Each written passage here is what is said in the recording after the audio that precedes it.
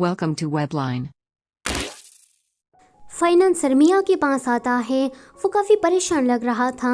मियाँ उसे देखकर कहती है कि मुझे बिल्कुल भी मज़ा नहीं आ रहा, मेरा तो मन कर रहा है कि मैं ज़मीन में ऐसे ही लेट जाऊँ। फाइनेंसर कहता है कि मैंने तुम्हें ज़्यादा काम करने को नहीं दिया है एंड मैं तुमसे कुछ ज़्यादा एक्सपेक्ट भी नहीं करता। मियाँ कहती है कि और मुझे तुम्हें कुछ बड़ा करके दिखाना भी नहीं है। जब मैं यहाँ पर पहली बार आई थी तब तुम मेरी तरफ काफ़ी मीन हो गए थे।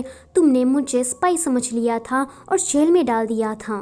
फाइनेंसर कहता है कि ये करना ज़रूरी था, अगर तुम सचमुच की कोई स्पाई होती तो। मियाँ कहती है कि तुम तो सच में एक IAS टीचर हो। फाइनेंसर कहता है कि IAS टीचर, तो वो कहती है कि हाँ, ये एक पर्सनैलिटी का टाइप है और मेरी पर्सनैलिटी टाइप ENFP है, यानी कि तुम इंट्रोवर्ट हो और मैं एक्सट्रोवर्ट हूँ। फाइनेंसर कहता है कि अभी अभी तुमने जो कुछ भी कहा मुझे उसमें कुछ भी समझ में नहीं आया। अगले सीन में फाइनेंसर और मियाँ दोनों ही लड़ते झगड़ते हुए किंग के पास आते हैं। किंग फाइनेंसर से कहता है कि तुम यहाँ पर आओ, तो फाइनेंसर कहता है कि योर मैजेस्टी, मैं जल्दी से इसे यहाँ से हटाता हूँ। तो मियाँ कहती है कि ओ देखो, मैं कोई चीज़ नहीं हूँ। गवर्नर लेमन भी वहीं पर ही था, तो वो कहता है कि मैंने सुना है कि तुम एक मोनास्टिक बन गई हो, इसके लिए कॉन्ग्रेचुलेशन। मियाँ थोड़ी शर्माते हुए कहती है कि ये तो कुछ भी नहीं है। फाइनेंसर देखता है कि मियाँ कैसे गवर्नर लेमन को देख रही है, तो वो उसके पास आकर कहता है कि अगर तुम्हें आज का लेसन पेनफुल नहीं चाहिए तो मैं जैसा कहता हूँ वैसा करो एंड चुपचाप यहाँ पर बैठी रहो। मियाँ कहती है कि ठीक है। आगे गवर्नर लेमन और फाइनेंसर किंग के पास जाते हैं। गवर्नर लेमन कहता है कि मुझे पग पर थोड़ा थोड़ा शक है। फाइनेंसर कहता है कि पग वही ना, शर्फी का बेटा। तो गवर्नर लेमन कहता है कि हाँ, पर मैं उस पर ऐसे ही इन्वेस्टिगेशन नहीं कर सकता क्योंकि वो नोबल फैमिली से बिलोंग करता है। शर्फी के बेटे को मैंने कई बार ब्लैक मार्केट में जाते हुए देखा है। फाइनेंसर कहता है कि मैंने ऑलरेडी नोबल्स की एक लिस्ट बना दी है जो कि हाल ही में ही टेम्पल जा चुके हो। गवर्नर कहता है कि तुम्हारे पास इतना टाइम कहाँ से आ जाता है। फाइनेंसर कहता है कि ये तो मेरा काम है। किंग उन सारे सबूतों को देखकर कहता है कि इसे छोड़ो, पहले तुम लोग मुझे ये बताओ कि मैं लियाना का मूड कैसे ठीक कर सकता हूँ। ये सुनकर ये तीनों ही किंग की तरफ देखने लगते हैं।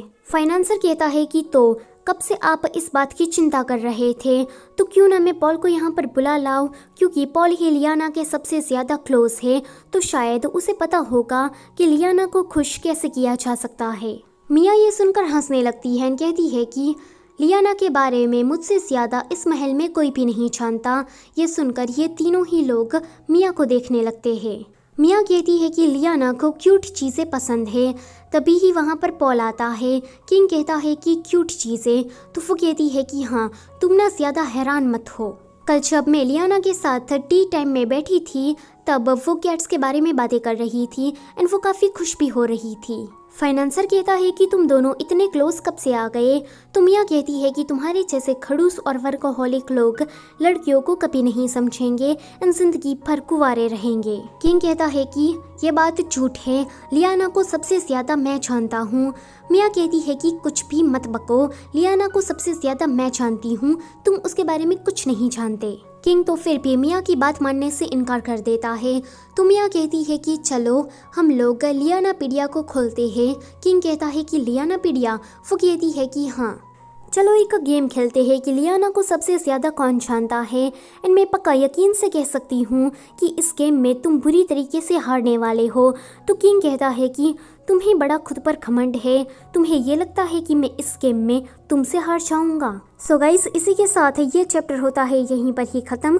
Don't forget to like, share and subscribe. Thank you for watching.